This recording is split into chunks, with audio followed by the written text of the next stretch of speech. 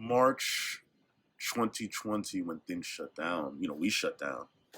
And I'd say now we're still there. We're still in that stand down posture because, one, we factually, legally cannot do events. We can't do an art show. Two, we feel like it's such a special, unique, sensitive time, blasting out about an art show, buy some fine art, buy some cool art. I don't know if it's the time or the season for that. For us, at least, in regards to what we do, we put art on walls and we open the door so people could come in and enjoy and consume and take in and converse with one another about it. We've stopped doing that. We've locked the door, really. It's unfortunate, but taking a pause from that is just practically, I think, a wise decision. We should probably consider ways to get creative. I've seen galleries do drive-by, walk-by, installations, which are really cool, and figuring out ways to go digitally, take advantage of this platform that we're all on, that everyone has in their homes because of COVID. As much as it hurts to say, art is an essential. It's not needed for our survival. I don't breathe better because of it. Stomachs aren't full because of it. Granted, the artists need to sell art. COVID, knocked the gallery idea, the gallery concept on its backside in a lot of ways. And that's to no fault of the culture. 40%, that's a lot. That means the 5 galleries you went to, 2 to 3 of them won't be there next year. We better figure it out fast if we want to challenge those statistics. Can people buy art online? I don't know. Can people buy art after seeing it through just a window, a gallery window that they walked by? I'm not sure.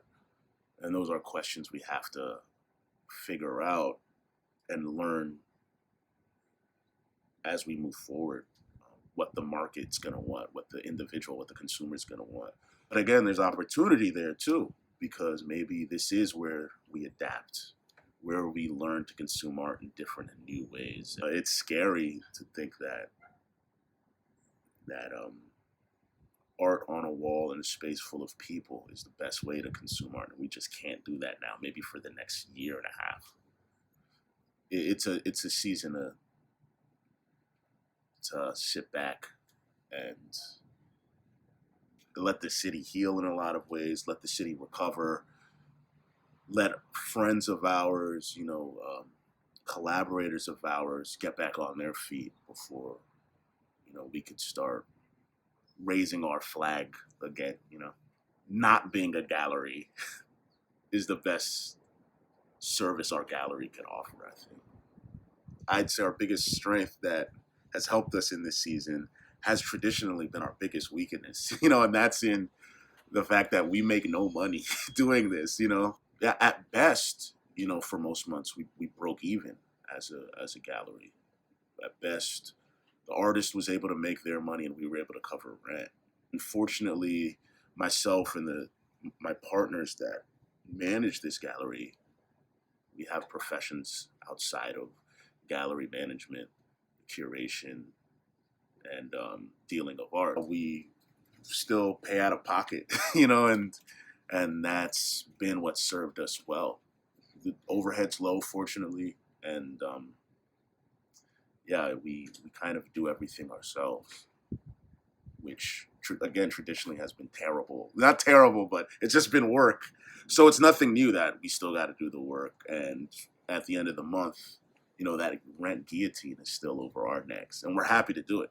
That's not me complaining. It's just the fact of the matter for a small gallery in North Park in San Diego. It's really cool driving and seeing outdoor seating on Kindred in South Park and Buena Frechetta right across the street. And there's just tables and umbrellas everywhere. That's good for a neighborhood, I think. Well, I love this, I guess, permission or permitting that the city's granting. And I don't know if those were pre-existing or if that's a new thing. But my thing is, what took you guys so long? And not in a bad way, only because we have the luxury here in this city to, for 365 or 360 days out of the year, for the 5 days that it rains in San Diego, to do this. It'll really spark some innovation for a lot of these small businesses that have the capacity to do it, that have the real estate to do it, and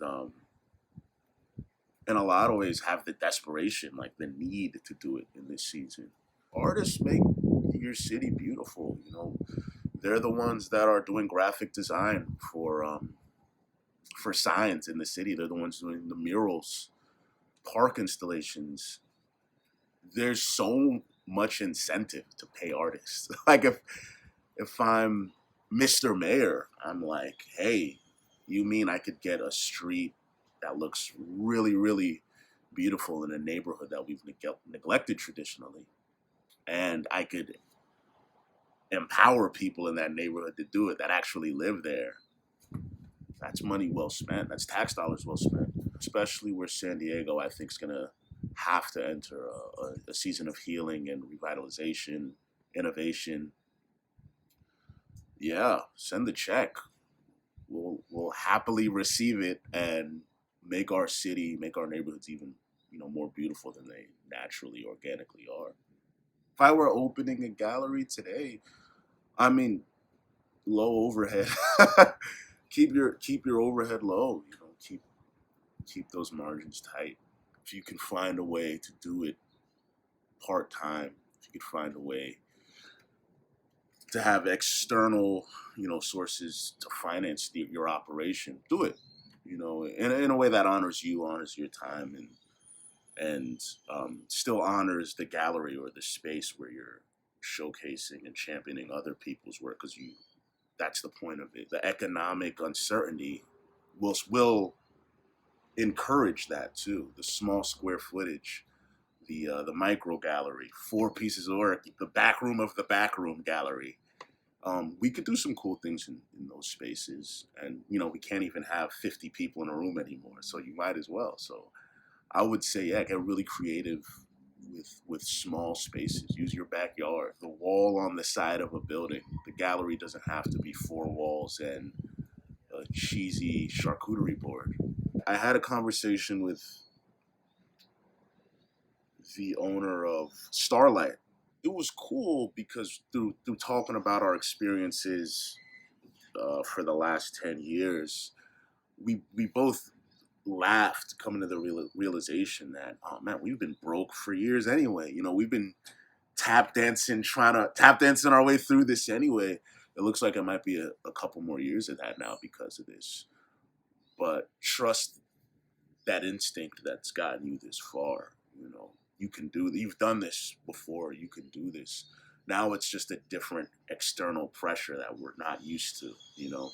Now it's not rent. It's not